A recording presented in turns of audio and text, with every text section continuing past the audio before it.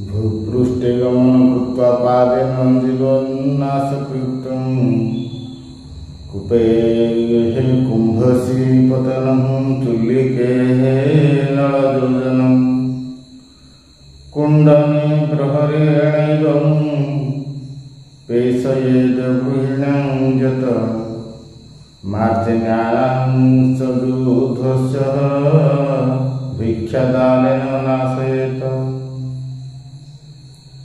यार अर्थ है भूपृष्ठ चलवा समय कुंभ द्वारा कूरु पानी आनिबा समय चुली रे निया लगाइबा समय रोषे करबा समय ढिंकी द्वारा धान चावल कुटिबा समय बिरिमुग पेशिबा समय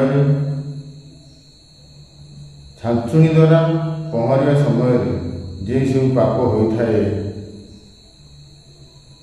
प्रत्येक दिन भिक्षुक को दान देले से सब पाप नाश जाए।